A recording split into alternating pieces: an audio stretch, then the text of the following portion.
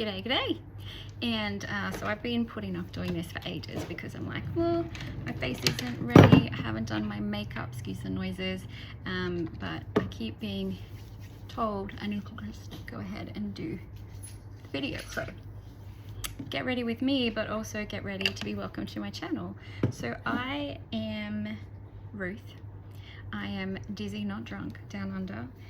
A lot of people do think that I come across as just a little drunk because I tend to fall to the side and I'm quite dizzy all the time. And for a long time, I just thought that that was normal. It was normal for me. It was my normal. And then a few years ago, I got quite sick and they thought I felt like I was going to have a stroke and die. Turned out I was having a massive vertigo attack, but at the time they went through all the cardio things and determined that I did in fact have a condition called vasovagal syncope, which does make you all of the symptoms, but makes you feel sick and nauseous and have vertigo and all those things because your heart rate's really low. We adjusted medication. I've been good mostly for a couple more years, and then recently got up out of bed, fell down, smacked my face on my bedside table. Does anyone else leave their drawer open on the bedside table? Because if you close it, you forget what's in there. Is it maybe it's just me?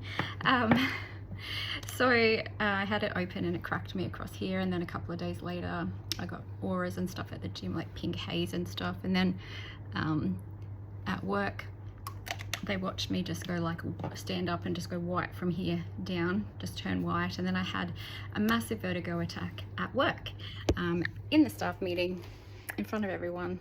It was very embarrassing and very humiliating and very off-putting. So I went, oh glasses, can't see. I went to the doctors and he was really smart and got my ears hearing tested, was the first thing he wanted to do. So we did that, and the audiologist immediately said, you're showing signs of Meniere's disease or vestibular migraine, or maybe a bit of both. And so we've been just pulling out that string and following that pathway down. And I've had an MRI, which has not shown any of the moisture or fluid buildup in the ear. I'm on some beta blockers and some other medication, and I have not been able to be at work since the 2nd of February. I got sent home because of the dizziness and maybe a bit of a knee-jerk reaction. It took me a few weeks to start to feel good, and so it's week 6.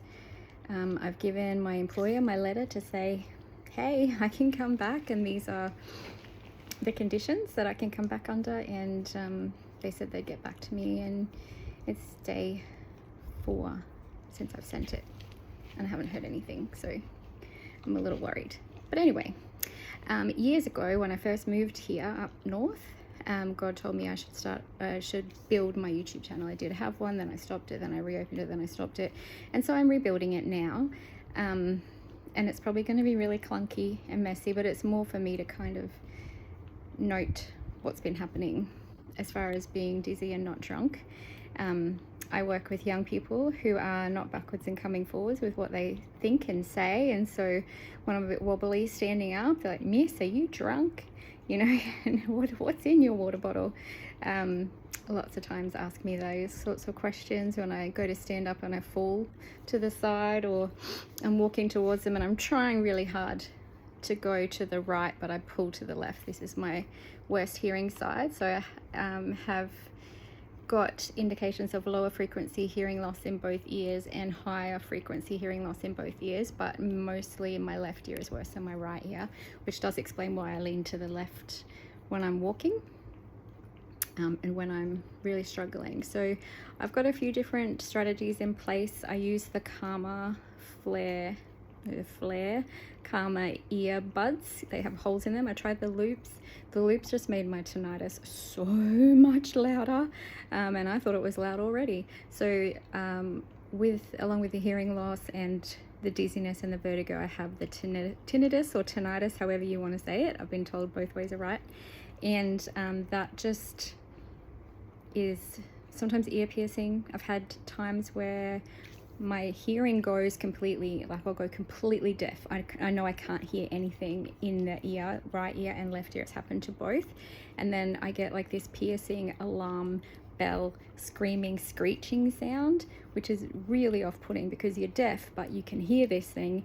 And it goes away after about 30 to 45 minutes. And then I feel really like pushed down, like exhausted and tired and worn out, as if I've just run a marathon and all I've done is sit there and try and recover from being curled up in a little ball and trying to recover from the noise in my ear. So it's been 5 weeks since I started medication, nearly 6 weeks since I started medication. It's been 2 weeks since I've had any vertigo attacks. So I've still got dizziness and wobbliness. And so my GP, my audiologist, my vestibular physiotherapist all think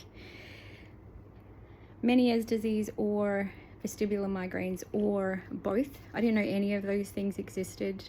I know what I don't have. So I'm negative for BPPV and PPPV, which are the two types of vertigo that you can get that are postural, and that also can be the crystals in your ear. It's nothing to do with my crystals. My crystals are good in my ear.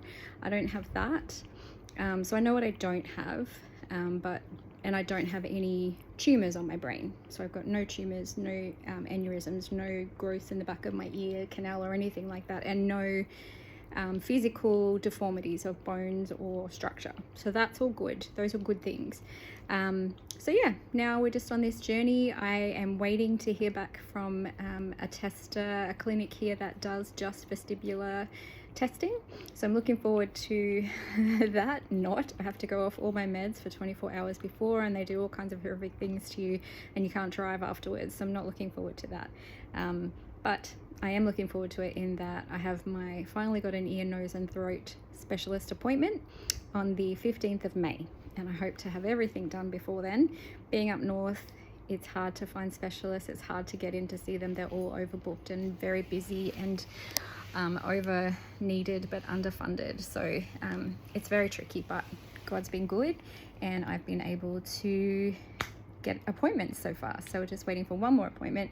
And then in the middle of all of this, I'm really feeling that it's time to start pursuing foster caring because I think it's just the right time. It's just what I need to do. Every starfish matters, and I'll tell you that story another day.